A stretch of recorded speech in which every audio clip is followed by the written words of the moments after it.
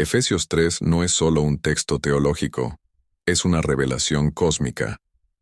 Allí, Pablo abre el velo del tiempo y muestra algo que la mayoría de los cristianos modernos olvidó. La Iglesia no fue creada para ser un lugar de confort espiritual, sino un instrumento eterno de la sabiduría de Dios.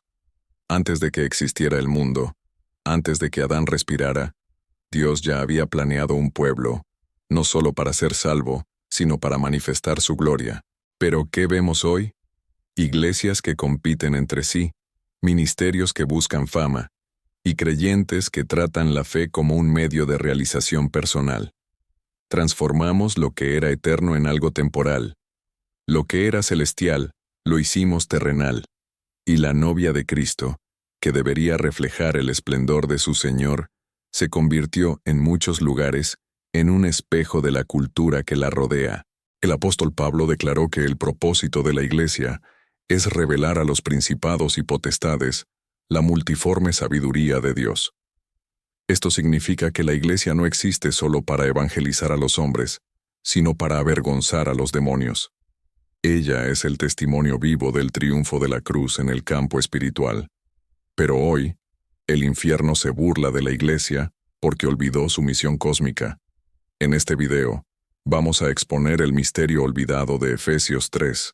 Usted va a entender por qué Dios lo puso dentro de la Iglesia, qué significa ser parte de un propósito eterno, y cómo su obediencia personal manifiesta la sabiduría divina delante de los cielos. Si usted ya se cansó de un cristianismo superficial, movido por vanidad y espectáculo, quédese hasta el final, porque Efesios 3 le va a mostrar la razón por la cual Dios escogió a la Iglesia y el motivo por el cual Satanás tanto la odia. Spurgeon decía, Dios no improvisa, todo lo que Él hace ya estaba en su corazón desde la eternidad. Y es exactamente eso lo que Pablo revela en Efesios 3. La Iglesia no nació en Hechos 2. Nació en el corazón de Dios antes del tiempo. Antes de que hubiera luz, antes de que hubiera ángeles, antes de que hubiera caída, Dios ya había determinado un pueblo que expresaría la plenitud de su Hijo. El apóstol llama a esto el misterio oculto desde los siglos. Y esa palabra, misterio, no significa algo oscuro, sino algo que estaba escondido hasta ser revelado. El plan siempre existió, pero solo fue revelado ahora, por medio de Cristo. ¿Y qué es ese plan? Que Dios reuniría todas las cosas, visibles e invisibles, en Cristo, y haría de la Iglesia el cuerpo vivo de esa reconciliación. Esta es la revelación que el infierno odia, porque mientras muchos piensan que la Iglesia es solo un movimiento religioso, Pablo dice que ella es la expresión eterna de la sabiduría divina. La Iglesia es el medio por el cual Dios muestra al universo quién es Él. Ella es el escenario donde el amor, la justicia, la gracia y el poder de Dios son exhibidos delante de ángeles y demonios. Por eso Satanás siempre intentó corromperla, porque él sabe que la Iglesia es la evidencia de la derrota de él. Cuando Dios creó los cielos y la tierra, los ángeles vieron la sabiduría del Creador. Pero cuando Dios formó la Iglesia, de pecadores redimidos, lavados por la sangre del Cordero, el infierno vio la sabiduría de la redención, algo que ni siquiera los ángeles comprendían. Pedro escribe, cosas en las cuales anhelan mirar los ángeles. 1 Pedro 1:12.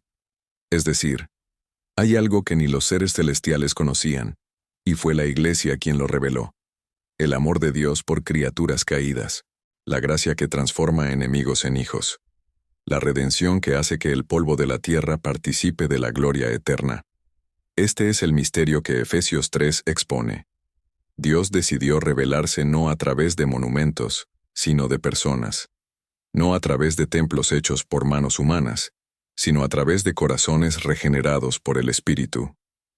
El universo entero observa a la Iglesia, y en ella ve el poder de la cruz. Pero hay algo trágico. Hoy, muchos creyentes no tienen idea de que forman parte de este drama eterno. Redujeron la fe a rituales, promesas de prosperidad y reuniones sociales. Olvidaron que cada culto, cada oración, cada acto de amor y perdón Es una declaración espiritual contra las tinieblas. Cada creyente fiel, cada vida transformada, cada gesto de perdón es un dardo lanzado contra el orgullo de Satanás.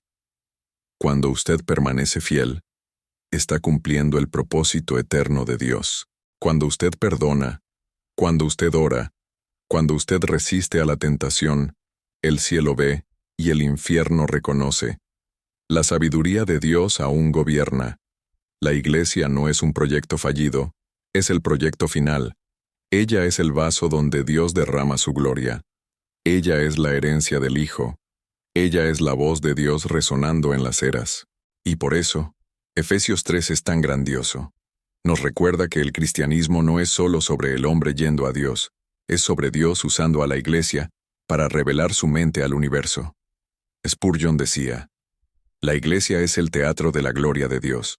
Los santos son los actores y la gracia es el guión. Y en ese escenario santo no hay espectadores. Cada uno de nosotros fue llamado a representar el papel que el Padre escribió antes de la fundación del mundo. Entonces, antes de que todo existiera, usted ya estaba en los planes de Dios. Y la Iglesia no es solo el lugar donde usted sirve, es el lugar donde el propio Dios se muestra a través de usted. Pablo escribe en Efesios 3:10, para que la multiforme sabiduría de Dios sea ahora dada a conocer por medio de la Iglesia a los principados y potestades en los lugares celestiales. Esta es una de las declaraciones más extraordinarias de toda la Escritura. Spurgeon decía, los cielos ven la gloria de Dios por la creación, pero los ángeles ven su sabiduría por la redención. Y es exactamente eso lo que sucede en la Iglesia. La Iglesia es el escenario de la sabiduría multiforme de Dios, una sabiduría que tiene muchas caras, muchos ángulos, muchos colores. Es multiforme porque Dios usa incluso lo que parece caos para cumplir sus propósitos eternos. Revela su sabiduría por medio de aquello que el mundo desprecia, de aquello que el infierno intenta destruir, y de aquello que el hombre no comprende. Cada vez que un pecador se arrepiente, la sabiduría de Dios es revelada. Cada vez que un matrimonio es restaurado, cada vez que un alma es liberada, cada vez que alguien decide perdonar en lugar de vengarse, los principados y potestades son humillados, porque ellos ven que la cruz no fue derrota, fue victoria, y que la Iglesia es la prueba viva de esa victoria. La sabiduría de Dios es mostrada en aquello que el mundo llama debilidad. Él usa lo improbable, lo pequeño, lo olvidado. Transforma pescadores en apóstoles, traidores en mártires, enemigos en hijos, y cuando el infierno intenta entender, no puede. Porque el sistema espiritual de Satanás es lógico, el de Dios es sobrenatural. Esa es la belleza de la Iglesia. Ella es la exposición viva del plan que el diablo nunca pudo descifrar. Durante siglos el reino de las tinieblas vio a Dios actuar en silencio.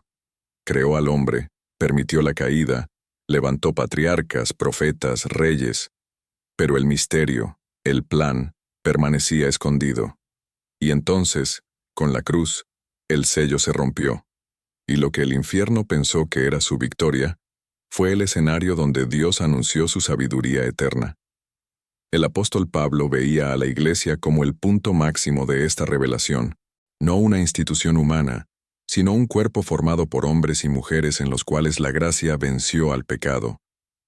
El infierno no teme templos, teme personas redimidas, porque en cada una de ellas Dios revela una faceta de su sabiduría.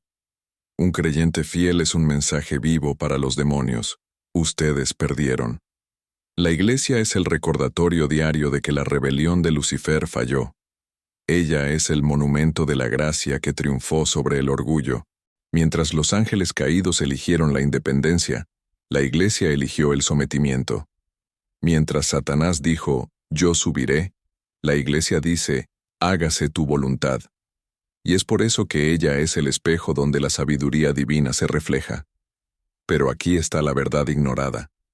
Hoy, muchos viven como si la Iglesia fuera un club social, un espacio de consumo religioso. Olvidaron que nosotros somos la encarnación del plan eterno de Dios. Cada oración verdadera, cada gesto de amor, cada palabra predicada con sinceridad es un golpe en la oscuridad. Cuando la iglesia vive en unidad, el infierno se confunde. Cuando sirve sin buscar gloria, el enemigo calla. Cuando se humilla en arrepentimiento, el cielo la exalta. Porque la sabiduría de Dios no es teórica, es vivida. Spurgeon escribió: la iglesia es la catedral, donde Dios predica el sermón de la gracia para el universo. Y ese sermón no está hecho de palabras, está hecho de vidas transformadas. Usted es parte de ese sermón. Su vida es un mensaje que el cielo lee y el infierno teme. Y es por eso que las luchas son tan intensas. El diablo sabe que cada vez que la iglesia permanece fiel, la sabiduría de Dios es revelada. La pregunta es, ¿usted está permitiendo que Dios revele su sabiduría a través de usted? ¿O está oscureciendo el brillo de la iglesia con sus propias voluntades? La iglesia es el lugar donde Dios exhibe la belleza del sometimiento, de la obediencia y de la gracia. Y toda vez que un creyente dice sí a la voluntad de Dios, la sabiduría del Altísimo es proclamada en los cielos. Spurgeon decía: todo lo que Dios hace, lo hace alrededor de Cristo. El Hijo es el corazón del plan eterno. Y es exactamente eso lo que Pablo nos muestra en Efesios 3:11. El propósito eterno de Dios es hecho en Cristo Jesús, Señor nuestro. Es decir, Cristo es el centro de todo. Él no es solo el medio de la salvación, sino el fundamento, el foco y el fin de toda la creación. La iglesia existe por Él, para Él y en Él. El Padre quiso revelar su sabiduría por medio de la iglesia, pero esa revelación solo es posible porque Cristo habita en ella. Sin Cristo la iglesia sería un cuerpo sin alma, una estructura vacía. Pero cuando el Espíritu del Hijo está en medio de ella, lo invisible se vuelve visible y lo eterno toca el tiempo. El plan de Dios nunca fue construir templos, fue formar un cuerpo para su Hijo. En Cristo el cielo y la tierra se reconcilian. En Cristo el perdido encuentra el camino. En Cristo el débil es fortalecido. Y en Cristo, la iglesia se convierte en la expresión de la gloria divina. Por eso Pablo escribe en Efesios 1:10, de reunir todas las cosas en Cristo, en la dispensación del cumplimiento de los tiempos, así las que están en los cielos, como las que están en la tierra. El propósito eterno es la unificación de todo en Cristo. Cada oración, cada alma salva, cada acto de amor y perdón, todo converge hacia Él. Nada está fuera del alcance de la cruz. Y el Espíritu Santo trabaja incansablemente para alinear a la iglesia a ese centro. Pero la verdad ignorada es que muchos intentan construir el reino sin el rey. Predican sobre bendiciones, pero no sobre santidad. Cantan sobre victoria, pero no sobre cruz. Organizan cultos que hablan de Dios, pero no lo adoran. Y el resultado es una iglesia llena de movimiento, pero vacía de Cristo. Spurgeon alertaba: una iglesia sin Cristo es como un cuerpo sin aliento. Puede parecer viva, pero está muerta. Cristo es el centro, y todo lo que se aparta de Él pierde sentido. El propósito eterno no es exaltar a hombres, denominaciones o ministerios. Es exaltar al Cordero que fue inmolado, y que vive por los siglos de los siglos. La iglesia solo cumple su llamado cuando pone a Cristo de vuelta en el trono. Cuando el púlpito vuelve a ser el lugar de la cruz. Cuando la alabanza vuelve a ser adoración, no espectáculo. Cuando el servicio vuelve a ser sacrificio, no vanidad. Cuando el amor vuelve a ser entrega, no interés. Cristo es el centro de la mensaje, el modelo del siervo y la medida de la madurez. El Padre no está formando una iglesia de vencedores terrenales, está formando una novia semejante al Hijo. Y cada dolor, cada prueba, cada poda, forma parte del proceso de conformarnos a su imagen. En Romanos 8:29, Pablo explica: porque a los que antes conoció, también los predestinó para que fuesen hechos conformes a la imagen de su Hijo. Ese es el propósito eterno, que la iglesia revele el carácter de Cristo al mundo. No solo con palabras, sino con vida. No solo con poder, sino con pureza. No solo con dones, sino con frutos. El infierno no teme a una iglesia ruidosa. teme a una iglesia semejante a Cristo, porque cuanto más la iglesia refleja al Hijo, más el reino de las tinieblas es desenmascarado. Satanás no teme edificios, programas o popularidad. Él teme el reflejo del Cordero en un pueblo que no negocia la santidad. Y es por eso que Efesios 3 es tan confrontador. Nos muestra que el centro de la iglesia no es el hombre, es Cristo. Él es el motivo, el sustento y el destino. Sin Él, no hay propósito. Sin Él, no hay poder. Sin Él, no hay iglesia.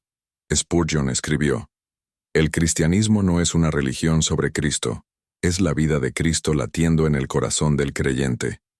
El plan eterno del Padre es que el mundo vea al Hijo a través de la iglesia. Que cada gesto, cada perdón, cada acto de fe y amor revele la naturaleza de Cristo a los cielos y a la tierra. La pregunta es: ¿estamos siendo el espejo fiel de ese propósito? ¿O estamos reflejando el mundo dentro del templo? La iglesia no fue llamada para ser popular, fue llamada para ser parecida a Cristo. Y mientras ella mantenga al Hijo en el centro, el propósito eterno continuará cumpliéndose, incluso en medio del caos. Porque donde Cristo reina, el infierno retrocede, y donde Cristo es glorificado, el propósito eterno brilla. Spurgeon decía: la iglesia de Cristo no es un barco de paseo, sino un barco de guerra. Quien se embarca en ella necesita estar listo para el combate. Y Efesios 3 nos revela exactamente eso. La iglesia no es solo el escenario donde Dios muestra su sabiduría, es también el campo donde esa sabiduría es probada delante de las tinieblas. Pablo afirma que el propósito de Dios es que, por medio de la iglesia, la multiforme sabiduría de Dios sea conocida de los principados y potestades en los lugares celestiales. Efesios 3:10. Esto significa que hay ojos espirituales observando a la iglesia. Ángeles y demonios ven lo que sucede aquí, y cada acto de fe, cada renuncia y cada victoria de la gracia es un mensaje enviado a los cielos. El problema es que muchos cristianos olvidaron que están en guerra. Transformaron el evangelio en confort y la fe en rutina. Pero por detrás de la apariencia de la normalidad, hay una batalla librada todos los días. La batalla por la fidelidad de la iglesia. Satanás no puede apagar el propósito eterno de Dios, pero intenta desfigurar el testimonio de la iglesia. No puede destruir el cuerpo, pero intenta paralizar a los miembros. No puede arrancar la luz, pero intenta cubrirla con distracción, mundanidad y división.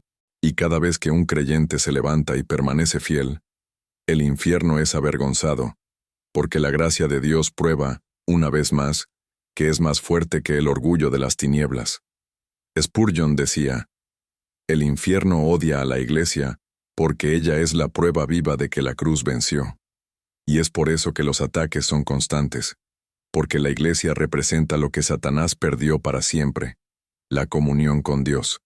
Él fue echado fuera, nosotros fuimos llamados hacia adentro. Él vive en las tinieblas, nosotros vivimos en la luz. Él carga condenación, nosotros cargamos redención. Y cada alma salva es un recordatorio de lo que el enemigo jamás podrá recuperar. Pero aquí está el secreto que muchos ignoran. La batalla invisible no se vence con armas humanas. No es con política, ni influencia, ni números. Es con santidad, oración y fidelidad. Mientras la iglesia ora, el infierno tiembla. Mientras se humilla, el orgullo de las tinieblas cae. Mientras adora en medio del dolor, el reino avanza. Es por eso que Pablo no separa la revelación del propósito de la realidad de la guerra espiritual. Efesios 3 prepara el terreno para Efesios 6, donde dice: porque no tenemos lucha contra sangre y carne, sino contra principados, contra potestades. Efesios 6:12. La iglesia es el ejército invisible que lucha de rodillas. No vence gritando, vence orando. No vence con poder humano, sino con sometimiento divino. Y cada vez que se mantiene pura en un mundo corrupto, derrota a un ejército que no se ve. Hoy, sin embargo, Muchos quieren el título de Iglesia, pero no el precio de la guerra. Quieren el nombre de Cristo, pero no el peso de la cruz. Quieren las promesas, pero no la obediencia. Y así el enemigo encuentra brechas. Una iglesia que busca confort más que consagración es una iglesia desarmada. Pero la verdadera iglesia, la que conoce su propósito eterno, sabe que nació para resistir. Ella es el bastión de la verdad en medio de la oscuridad. Ella es el estandarte de la gracia en el campo de batalla de la historia. Ella es la voz que anuncia que el reino de Cristo ya venció, incluso cuando el mundo aún parece en tinieblas.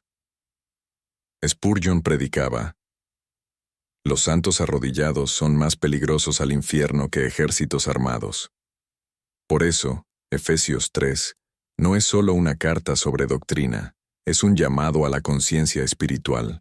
Pablo está diciendo: ustedes son parte del plan eterno, pero también son parte de la guerra eterna. Y el enemigo no teme a la iglesia que canta, teme a la iglesia que ora. No teme templos llenos, teme corazones rendidos. No teme programas, teme pureza. La pregunta es: ¿usted entiende que está en un campo de batalla? ¿Ha resistido o se ha distraído? Porque cada vez que elige permanecer fiel, no solo está venciendo por sí mismo, está proclamando delante de los cielos que el propósito eterno de Dios es invencible. La iglesia es el estandarte de la victoria de Cristo, y aún herida, avanza. Porque quien la conduce no es un hombre, es el rey que ya aplastó a la serpiente bajo sus pies. Spurgeon decía: la gloria de la iglesia no reside en sus templos, sino en la presencia de Dios en medio de ella. Y esa es la esencia de Efesios 3:17-19.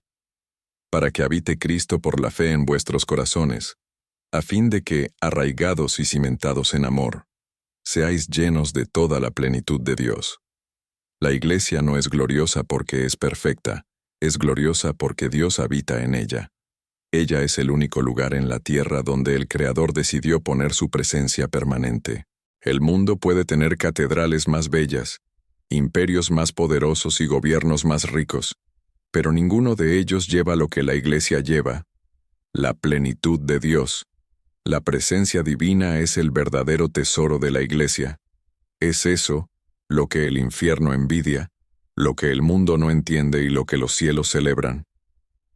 Dios ya no mora en templos hechos por manos humanas, sino en corazones regenerados, unidos en un mismo cuerpo.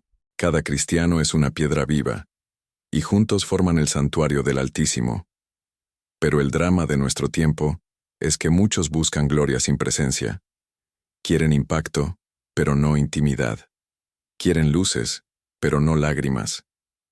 Quieren conmover al público, pero no conmover al cielo. Y así, construyen iglesias que crecen en número, pero encogen en santidad. Edifican estructuras de piedra, y olvidan que el oro verdadero es la comunión del Espíritu. La gloria de la iglesia no está en el tamaño, sino en la densidad de la presencia. Un pequeño grupo lleno del Espíritu Santo vale más que una multitud vacía de Dios, porque la verdadera grandeza de la iglesia no se mide en aplausos, se mide en fuego. Spurgeon escribió: cuando Dios está presente, incluso el silencio se vuelve adoración. Y es eso lo que el apóstol Pablo deseaba cuando oraba por Éfeso: que Cristo habitara, no visitara los corazones. Que el amor de Dios no fuera solo tema de predicación, sino realidad vivida. Que la plenitud de Dios llenara a la iglesia al punto de que el mundo viera en ella el reflejo del cielo. La palabra habitar, usada por Pablo en griego, es katoikeo, que significa morar de forma permanente. Dios no quiere ser un huésped de domingo. Él quiere ser Señor de todos los días. Quiere gobernar las decisiones, purificar las intenciones y dirigir el cuerpo de Cristo hasta que nada más en ella refleje al hombre, solo al Hijo. Y es aquí donde reside la gloria. Dios entre su pueblo. El mismo Dios que habitaba en el lugar santísimo ahora habita en corazones quebrantados. La misma gloria que llenaba el templo de Salomón ahora se manifiesta en la comunión de los santos. Y cada vez que la iglesia se reúne en sinceridad, el cielo toca la tierra nuevamente. Pero esa presencia tiene un precio: santidad. La gloria de Dios no reposa donde hay vanidad, contienda y orgullo. Habita donde hay arrepentimiento, amor y temor. Por eso, el infierno intenta sustituir presencia por performance, porque él sabe que una iglesia llena de Dios es imparable. Spurgeon decía: es mejor tener pocos con Dios que multitudes sin Él. El mayor triunfo de la iglesia no es la influencia cultural, es la morada divina. Ella es el trono de Dios en medio del caos del mundo. Es el arca viva que lleva el espíritu en medio del desierto moderno. Y mientras el mundo se deshace, la iglesia permanece como el lugar donde lo invisible aún se revela. Pero esa gloria no es para ser observada, es para ser llevada. Cada creyente es llamado a ser portador de la presencia. A donde usted va, la iglesia va. A donde usted ora, el reino avanza. Porque Dios no habita solo en el templo, Él habita en usted. Pablo cierra Efesios 3 diciendo: y a aquel que es poderoso para hacer todas las cosas mucho más abundantemente de lo que pedimos o entendemos, según el poder que actúa en nosotros, a Él sea gloria en la iglesia en Cristo Jesús. Efesios 3, 20-21. Esa es la llave, la gloria de Dios en la iglesia y en Cristo. Son inseparables. Cristo es la cabeza, la iglesia es el cuerpo, y cuando el cuerpo vive en obediencia, la cabeza es glorificada. El mundo verá a Dios no cuando la iglesia hable bonito, sino cuando viva como Él. La presencia de Dios es la marca de la verdadera iglesia. Sin ella, queda solo religión. Con ella, hasta el desierto florece. La pregunta es: ¿estamos buscando la presencia o la apariencia? ¿Queremos ser llenos de Dios o solo conocidos por los hombres? Porque donde hay gloria verdadera, no hay espacio para la vanidad, solo para adoración. La iglesia es el trono donde el rey eligió habitar, y cuando el rey está presente el infierno calla. Spurgeon decía: la iglesia no es llamada para ser popular, sino para ser poderosa, no para reflejar el mundo, sino para reflejar el cielo. Y esa es la conclusión natural de Efesios 3. Después de revelar el misterio eterno, el apóstol Pablo nos muestra el propósito final de la iglesia: ser la expresión visible de la gloria de Cristo en el mundo. No solo hablar de Él, sino revelar su presencia. No solo defender una doctrina, sino vivir como prueba de la verdad. El llamado de la iglesia es un llamado a la manifestación. Pablo cierra el capítulo con una explosión de adoración. A Él sea gloria en la iglesia en Cristo Jesús, por todas las edades, por los siglos de los siglos. Amén. Efesios 3:21. Esta no es una frase poética, es una profecía. Pablo está diciendo que la iglesia será el espejo de la gloria de Cristo en todas las eras, hasta que Él regrese. Ella es el testimonio vivo de que Dios sigue actuando en el mundo. La gloria del Hijo brilla a través del cuerpo, y el cuerpo glorifica al Hijo delante de los hombres. Pero esta verdad ha sido olvidada. Hoy, muchos tratan a la iglesia como un escenario, no como un altar. Como un producto, no como un pueblo. Olvidaron que la iglesia no existe para ser vista, existe para hacer visible a Cristo. Spurgeon advertía: cuando la iglesia busca su propia gloria, apaga la gloria de Cristo. Y es exactamente eso lo que hemos visto. Ministerios centrados en hombres, púlpitos que promueven personalidades, cristianos que quieren ser estrellas, no siervos. Pero el propósito de la iglesia es lo opuesto: ser el espejo donde solo Cristo aparece. La gloria de la iglesia reside en desaparecer para que Él sea visto. Está en servir y no ser servido. Está en sufrir, si es necesario, para que la luz de Cristo alcance a los que aún están en tinieblas. La iglesia que manifiesta la gloria del Hijo es la que aprendió el camino de la cruz, porque no hay gloria sin sacrificio. Pablo entendió esto cuando escribió: llevo en mi cuerpo las marcas del Señor Jesús. Gálatas 6:17. La iglesia que lleva marcas es la que lleva gloria. Cada herida fiel, cada lágrima derramada, cada renuncia hecha en amor, todo eso refleja el brillo del Cordero. La Iglesia no es el fin, es el medio. Es el canal por el cual el reino de Dios invade el tiempo. El cielo habla a través de ella, el Espíritu actúa a través de ella, y el mundo es confrontado por medio de ella. Pero hay algo aún más profundo. La gloria de Cristo no es solo revelada en la Iglesia, es compartida con ella. Jesús oró: La gloria que me diste, yo les he dado para que sean uno. Juan 17:22. Esto es extraordinario. El propio Cristo dividió su gloria con el cuerpo. No la gloria de la adoración, sino de la comunión. No la gloria del trono, sino de la presencia. Cuando la Iglesia anda en unidad y amor, refleja el brillo del propio Hijo. Spurgeon escribió: La Iglesia es la luna espiritual. No tiene luz propia, sino que refleja la luz del sol de justicia. Y es eso lo que el mundo necesita ver de nuevo. Una Iglesia que no compite con el sol, sino que lo refleja. Una Iglesia que no se exalta, sino que exalta al Cordero. Una Iglesia que no se amolda a la cultura, sino que transforma la cultura por la presencia del Espíritu. El llamado final es claro: manifestar a Cristo, no a un Cristo religioso, sino al Cristo vivo. No a un Cristo cultural, sino al Cristo eterno. No a un Cristo domesticado, sino al Cristo glorificado. Cada cristiano es una chispa de esa luz. Cada hogar es una pequeña embajada del reino. Cada gesto de misericordia es un rayo del amor divino que atraviesa la oscuridad. Y cuando esas pequeñas luces se unen, el mundo ve el sol. El propósito eterno de Dios culmina en esto: la gloria de Cristo siendo vista en nosotros. No hay misión mayor, ni recompensa más alta. La Iglesia es el espejo de la eternidad. Y cuando se inclina en adoración, el universo entero ve el rostro de Dios. Spurgeon cerraba sus sermones con un recordatorio: cuando la Iglesia vive para la gloria de Cristo, el infierno tiembla y el cielo se alegra. Ese es el destino de la novia: ser semejante al novio. Hasta el día en que Él venga a buscarla, la Iglesia es el faro de su gloria en este mundo. Si este mensaje habló a su espíritu, no lo ignore. Efesios 3 no es una teoría, es un llamado celestial. Usted forma parte de algo mucho más grande que un templo, un nombre o una denominación. Usted forma parte del propósito eterno de Dios.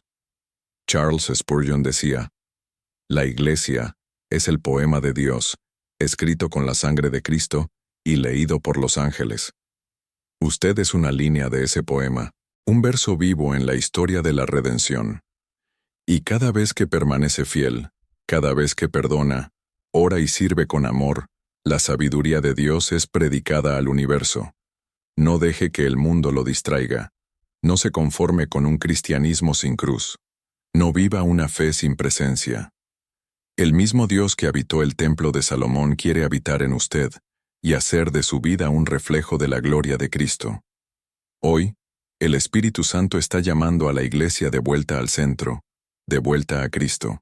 No a una iglesia famosa, sino a una iglesia fiel. No a una iglesia visible a los hombres, sino temida por el infierno. Porque el propósito eterno de Dios no es el éxito de la iglesia, es la gloria de Cristo en ella. Declare en los comentarios: Señor, quiero ser parte de tu iglesia viva, donde tu gloria habita.